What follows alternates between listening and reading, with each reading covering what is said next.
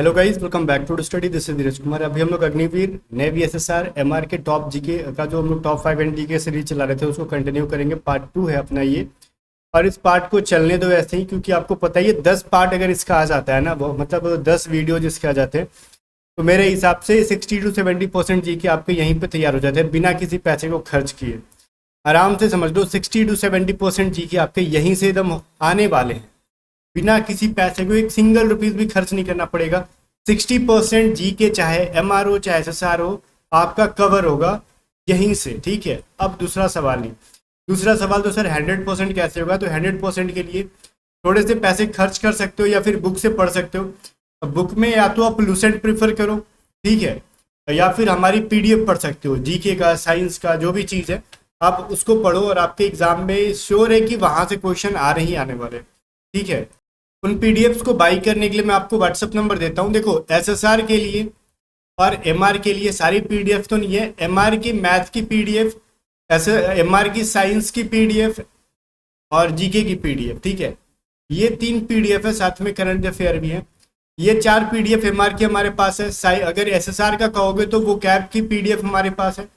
GK and current affair की PDF है। ठीक है, इनको बाई करना आप तो व्हाट्सअप करो 7279047787 पे, और व्हाट्सअप करके कहना मुझे एसएसआर के जो पीडीएफ है बाई करने हैं या फिर एमआर के जो पीडीएफ है बाई करने हैं, और वहां से पढ़ो, आपका सिलेक्शन होगा। ठीक है, चलो फिर श्री राम का नाम लेके क्लास को स्टार्ट करते हैं।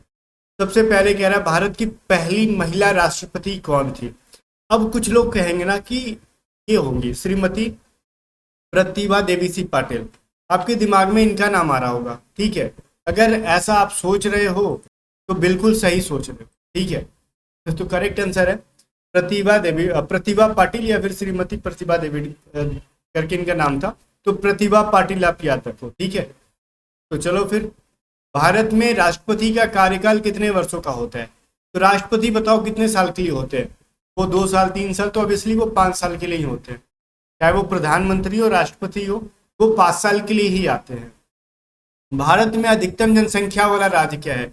तो कौन सा राज्य है जहाँ पे मैक्सिमम क्या है, पॉपुलेशन है? तो वो क्या है भैया, उत्तर प्रदेश। और बहुत बार एग्जाम में ना स्टेट से रिलेटेड सवाल पूछता है। सबसे ज्यादा पॉपुलेशन क्या है, सबसे कम पॉपुलेशन क्या है, सबसे एरिया वाइज सबसे बड़ा क्या है, राजस्थान, और एरिया वाइज सबसे छोटा क्या है, गोवा। ऐसे करके वेरियस क्वेश्चंस बनते हैं एमआर और एसएसआर में। ठीक है, भारत में पहली स्त्री गवर्नर जनरल कौन थी? तो पहली अगर कहेगा ना फीमेल, तो वो आप रखोगे सरोजनी नायडू। अब गवर्नर जनरल यहाँ पे लिखा गया है, वो गवर्नर क्यों नहीं लिखा गया? क्योंकि जब सरोजनी नायडू जी आई थी तो गवर्नर जनरल तो नाम नहीं, गवर्नर के नाम से जाना जाता था। फिर भी यहाँ पे लिखा गया आपको कंफ्यूज करने के लिए। आप सोचोगे तो ऐसा तो कुछ हुआ नहीं, बाद में तो गवर्नर ही कहते हैं हम लोग, राज्यपाल कहते हैं। तो फिर गवर्नर जनरल आपको कंफ्यूज करने के लिए, बिकॉज सेंस इनका वही है। ठीक है ना, तो गवर्नर जो पहली बनी थी वो सरोजनी नायडू जी बनी थी। आगे कह रहा है भारत का राष्ट्रीय ध्वज कब अपनाया गया, किस ईयर में? तो ये 1947 ईस्वी में अपनाया गया था। 22 जुलाई 1947 में राष्ट्रीय ध्वज जो है अपना लिया गया था। तो इस चीज को थोड़ा सा आप याद रखोगे, डेट को। समझ में आ रहा है ना? तो आजादी से पहले ही हम लोगों ने अपने नेशनल फ्लैग को बना के और एक्सेप्ट कर लिया था।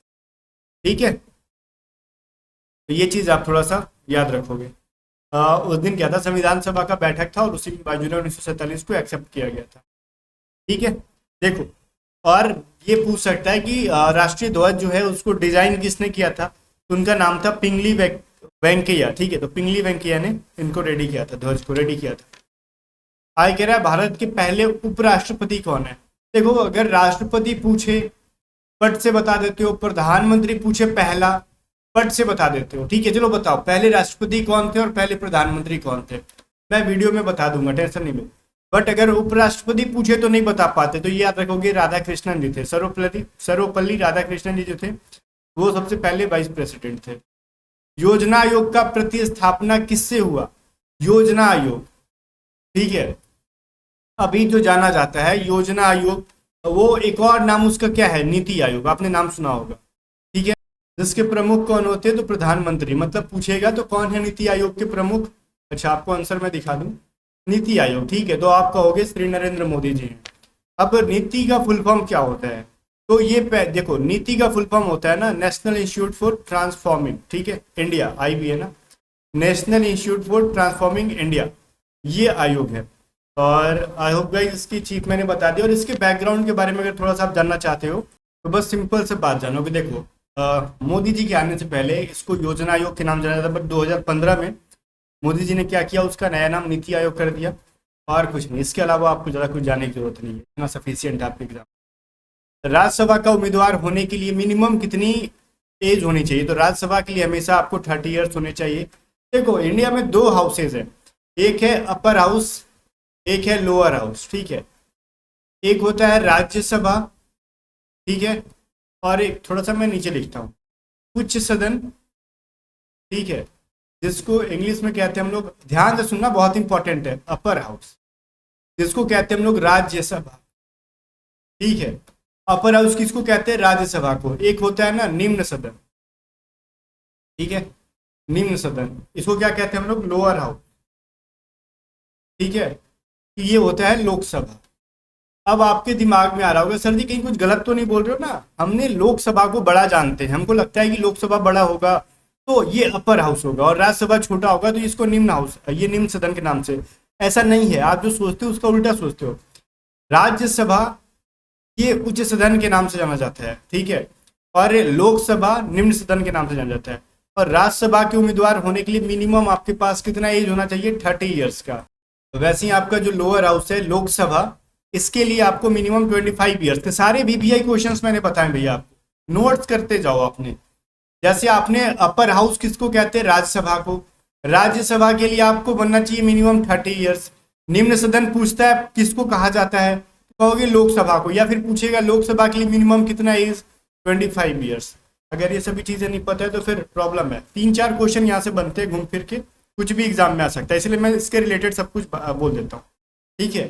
भारत का सबसे बड़ा राज्य कौन सा, एरिया वाइज राजस्थान है, मैंने पहले ही बता दिया था। सबसे छोटा कहेगा तो गोवा है। अब भारत की सबसे चौड़ी नदी कौन है, लंबी पूछे तो गंगा, चौड़ी पूछे तो ब्रह्मपुत्र, याद रहेगा ना। और मैंने ये भी कहा था कि देखो वेस्ट बांग्लादेश में, ठीक है, बांग्लादेश में जहां ब्रह्मपुत्र और गंगा मिलके बंगाल की खाड़ी में गिरती है, वहां पे गंगा को मेघना के नाम से जाना जाता है, जो कि भारत की सबसे चौड़ी नदी है, ठीक है। तो ये चीज आपको समझ में आना चाहिए। अगला है कि भारत का सबसे ऊंची मूर्ति क्या है, तो रिसेंटली जो बनाया गया था सरदार वल्लभ भाई पटेल का स्टैच्यू ऑफ यूनिटी, कहाँ पे, गुजरात में। तो ये चीज आपको पता होगा, सबसे ऊंची मूर्ति है। माउंट एवरेस्ट पे चढ़ने वाली प्रथम भारतीय महिला कौन थी, ये बछेंद्री पाल थी, ये नाम है लड़की का, ये महिला थी बछेंद्री पाल, जो कि प्रथम महिला थी जो कि माउंट एवरेस्ट पे चढ़ी थी। इंडिया की सर्वोच्च न्यायालय में प्रथम महिला न्यायाधीश कौन बनी थी, सर्वोच्च न्यायालय में, तो ये थी आपकी फातिमा बीबी जी, M फातिमा बीबी। तो याद रखोगे, सर्वोच्च न्यायालय में पूछेगा तो M फातिमा बीबी का नाम कहोगे आप। वहीं पे स्वतंत्र भारत के प्रथम गवर्नर जनरल कौन थे, बहुत लोगों को कंफ्यूजन होगा। आप कहोगे C राजगोपालचारी, मैं कहूंगा ऐसा कुछ नहीं है भाई, ये है माउंट बेटन था। कहोगे हमने तो C राजगोपालचारी पढ़ा है, ठीक है, तो मैं कह रहा हूँ कि आपने ठीक पढ़ा है लेकिन आपने गलत पढ़ा है। कहोगे सर क्या है, मतलब समझ में नहीं आ रहा। अगर हम पूछे ना कि भारत, स्वतंत्र भारत के, देखो यहाँ है कि अगर इंडिया फ्रीडम मिल गई इंडिया को, उसके बाद जो फर्स्ट गवर्नर जनरल था वो था ये लॉर्ड माउंट बेटन था, लेकिन ये क्या था, ब्रिटिशर्स था, ये ब्रिटिश था, ठीक है, तो ये इंडियन नहीं था। अगर सवाल ये पूछे ना कि स्वतंत्र भारत के प्रथम, यहाँ पे एक चीज और ऐड कर दे, भारतीय गवर्नर जनरल, यहाँ पे फर्स्ट इंडियन गवर्नर जनरल अगर कर दे तो आप कहोगे C राजगोपालचारी।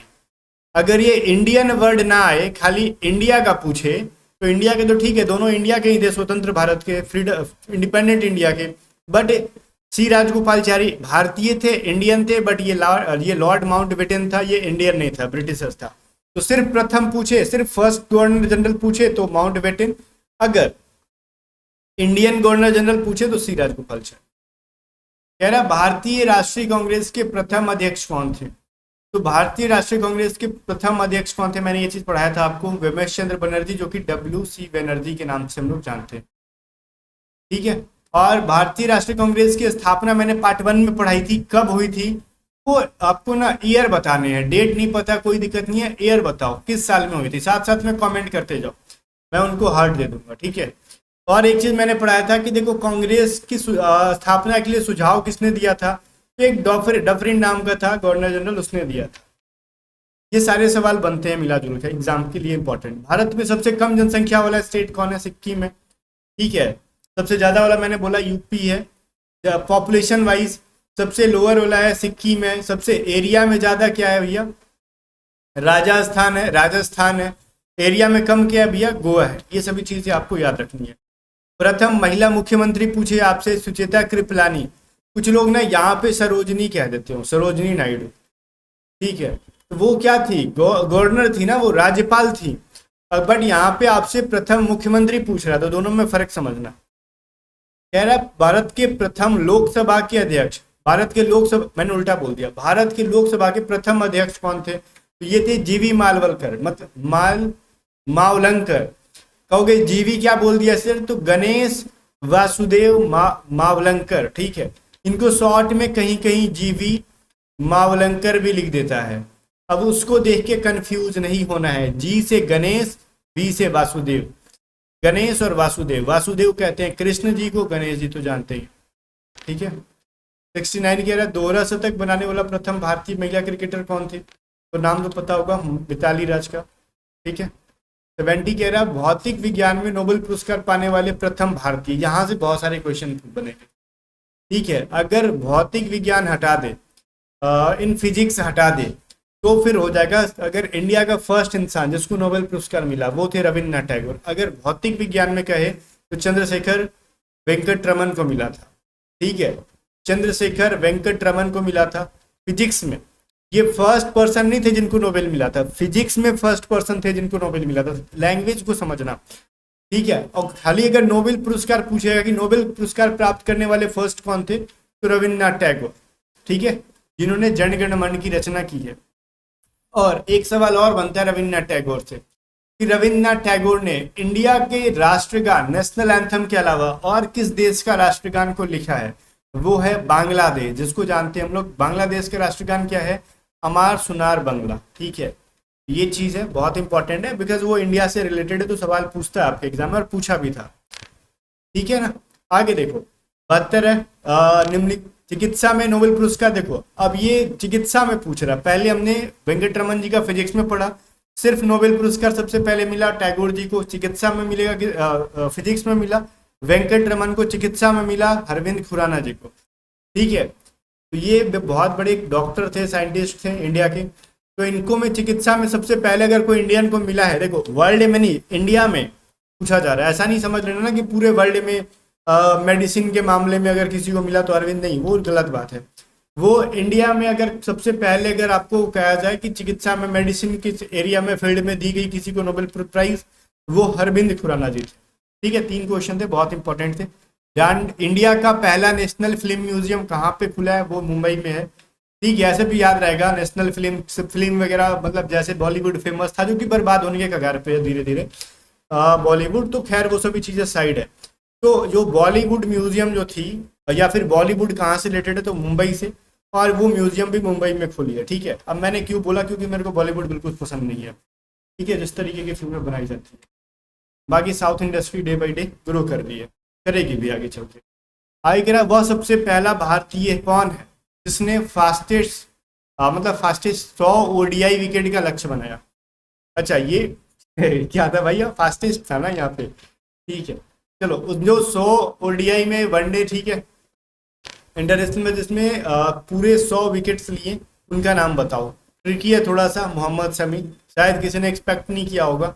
जो क्रिकेट नहीं देखते, मैं भी क्रिकेट नहीं देखता, तो मैं भी एक्सपेक्ट नहीं किया था। जब मैं पढ़ा तो मैं भी थोड़ा सा लगा अच्छा चलो कोई दिक्कत नहीं है, पढ़ लेंगे। आगे देखो 75 है, आर्मी डे किस दिन मनाया जाता है? मेरे हिसाब से इसका आंसर नहीं बताना चाहिए। 15 जनवरी को मनाया जाता है army day, navy day, air force day. ठीक है। इंडियन एयरफोर्स डे, ये सभी चीजें आपके जुबान पे होनी चाहिए जनाब। आगे चलते हैं। 76 से अमेरिका का सबसे प्रथम राष्ट्रपति कौन था? वो था जॉर्ज वॉशिंगटन। ठीक है। इनके नाम पे एक शहर भी है, पता होगा ना। खट्टे फलों में कौन सा एसिड होता है? तो देखो पहली बात, खट्टी जितने भी फल है उसके अंदर होता है साइट्रिक एसिड। ठीक है। जितनी भी खट्टी फल है उनके अंदर साइट्रिक एसिड पाया जाता है। ओके। सम्राट अशोक किसके उत्तराधिकारी थे? सम्राट अशोक जो है किस डायनेस्टी से थे? ये मौर्य डायनेस्टी से थे, मौर्य डायनेस्टी से। मौर्य डायनेस्टी का संस्थापक कौन थे? चंद्रगुप्त मौर्य थे। ठीक है, चंद्रगुप्त मौर्य थे, जिन्होंने चाणक्य की सहायता से, चाणक्य के बदौलत कह लो, एक डायनेस्टी बना। ठीक है, चंद्रगुप्त को तो बचपन से चाणक्य नहीं, मतलब वो क्या, मतलब एक तरीके से कह लो कि शिक्षा दीक्षा दी उन्होंने। एक चंद्रगुप्त को चंद्रगुप्त मौर्य बनाया। ठीक है, और मौर्य वंश का स्थापना की। और मौर्य से एक मैं वर्ड बताता हूँ ना आपको, ध्यान से सुनना। ये मौर्य नेम कहाँ से आया? तो हिस्ट्री में आप पढ़ोगे तो ये चंद्रगुप्त खाली नाम था चंद्रगुप्त, इसकी मम्मी का नाम था मूरा। ठीक है, तो इस मूरा, इनकी मम्मी चंद्रगुप्त के मम्मी के नेम से रिलेटेड एक वर्ड निकाला गया मौर्य, मूरा से। ये जो मौर्य है ना, डायनेस्टी में जोड़ा गया, मौर्य डायनेस्टी। ठीक है, अब ये इसके पीछे की कहानी थोड़ी सी लंबी है। पूछोगे कैसे, आखिर क्यों चाणक्य को क्या मतलब चुल मची थी कि उसकी मम्मी के नाम पे, किसी देश के नाम पे रखती है, क्योंकि चाणक्य बहुत बड़े देशभक्त थे। देखो सीन क्या था, मैं थोड़ा सा डिटेल में जाता हूँ, मजा आएगा जान के आपको।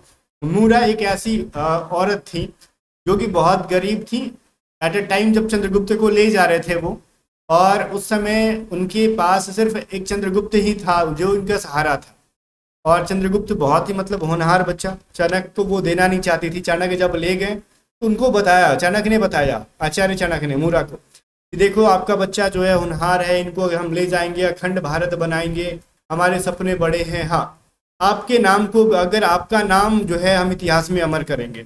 इनको भी लगा चलो ठीक है, देश के लिए वगैरह जो भी चीज़ है, उनको देश के लिए लगा मेरे हिसाब से, तो ठीक है चलो, उनका भी नाम उन्होंने ऐड किया, यहाँ से निकल के आया। और एक चीज़ समझना, जिस एज में चंद्रगुप्त को चाणक्य मौर्य चाणक्य आचार्य चाणक्य ने ले गए, उस एज में कोई माँ अपने बच्चे को नहीं देती है, उस कंडीशन में जब इकलौता सहारा हो। तो खैर, चाणक्य बहुत महान थे आचार्य, ये प्रूफ हर उनके एक करनी से मिल जाती है, हर एक कर्म से पता चलता है कि वो एक महान थे। अब सुनो कहानी क्या। चंद्रगुप्त मौर्य ने क्या किया? मौर्य वंश का स्थापना किया। अब उनके बाद चंद्रगुप्त का बेटा कौन हुआ? वो हुआ बिंदुसार।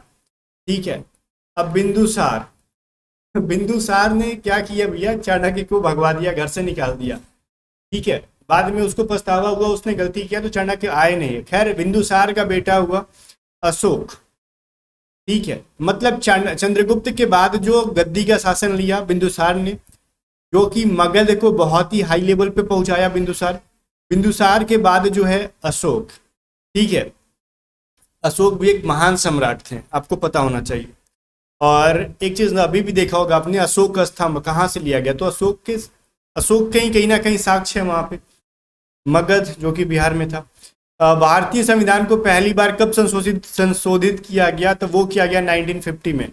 ठीक है, अब मैंने चाणक्य वाला कुछ डिटेल में बता दिया, आई होप कि आपको मजा आया होगा जान के। कुछ कुछ कहानी हमको डिटेल में जानना चाहिए। कब तक उल्टी सीधी कहानियां पढ़ते रहोगे? जो रियलिटी है उसको भी पढ़ा करो। ठीक है, विदेशियों के बारे में पढ़ के क्या मिलेगा?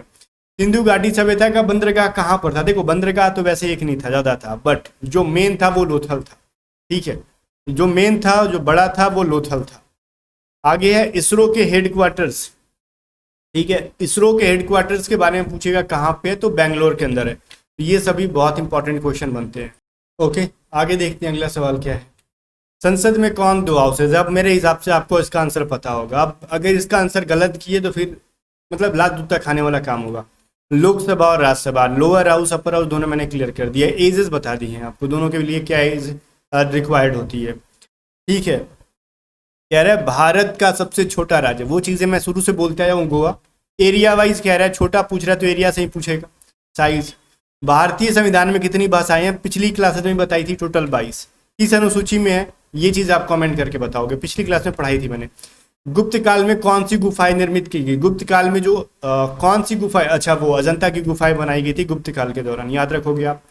सह्याद्री को और किस नाम से? देखो सह्याद्री को ना पश्चिमी घाट के नाम से जाना जाता है, वेस्टर्न घाट। वेस्ट का मतलब क्या होता है? ईस्ट मतलब पूर्व, वेस्ट मतलब पश्चिम, तो वही वेस्टर्न घाट, या फिर हिंदी में पश्चिमी घाट के नाम से जाना जाता है सह्याद्री को। या फिर उल्टा पूछेगा, पश्चिमी घाट को किस नाम से जाना जाता है? तो सह्याद्री के नाम से जाना जाता है। ठीक है, तो इन सभी पे थोड़ा सा आप ध्यान दोगे।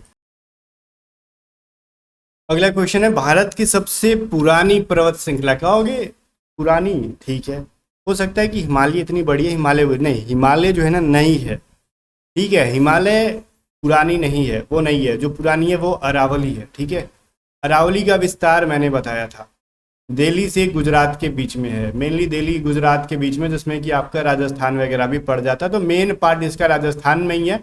बट विस्तार पूछे तो न्यू दिल्ली राजस्थान गुजरात साइड में है, बट मेन जो है ना राजस्थान के अंदर ही है, ये चीज आपको याद रखना होगा। इसका विस्तार जो है अरावली का, और सबसे पुरानी पर्वत है, ठीक है, बस याद रखोगे। और हिमालय क्या, नई वलित पर्वत है। अब उसका निर्माण कैसे हुआ, ठीक है, हिमालय का, तो ये चीज होता है। अब छोड़ो, उतना डिटेल में जाएंगे। देखो बहुत सारे प्लेट्स होते हैं धरती के।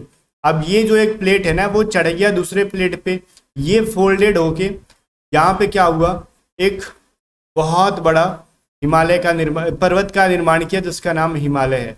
अगर उतना जियोग्राफी डिटेल में जाऊंगा तो सनक जाओगे आप लोग। खाली याद रखो बेसिक सी चीजें, एनसीईआरटी पढ़ोगे तो ज़्यादा समझ में आएगा। बट अभी आपका उतना एज है नहीं, जब आप थोड़ा सा 21-22 के हो जाओगे, डिफेंस का एज खत्म होगा, यूपीएससी एग्जाम करना होगा, जैसे सीडीएस वगैरह करना होगा, तब एनसीईआरटी पढ़ना। यार नेवी, एमआर, एसएसआर, एयरफोर्स के लिए एनसीईआरटी पढ़ने की जरूरत नहीं है। ट्विन सिटीज के नाम से सबको पता है, जुड़वा शहर के नाम से हैदराबाद और सिकंदराबाद को जाना जाता है।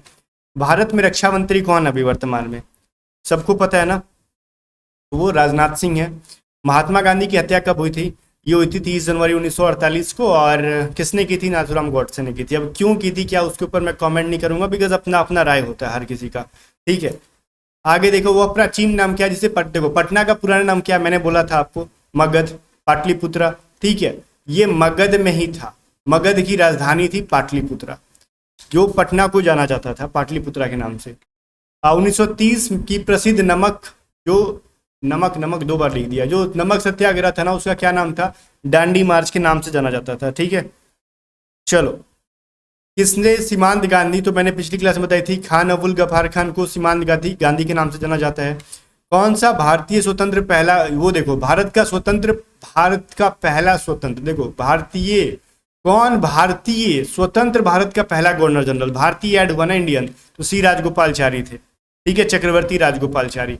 सर्वप्रथम किसने कहा कि स्वतंत्रता मेरा जन्मसिद्ध अधिकार है, freedom is my birth right, वो थे बीजी तिलक, बाल गंगाधर तिलक, याद रहेगा।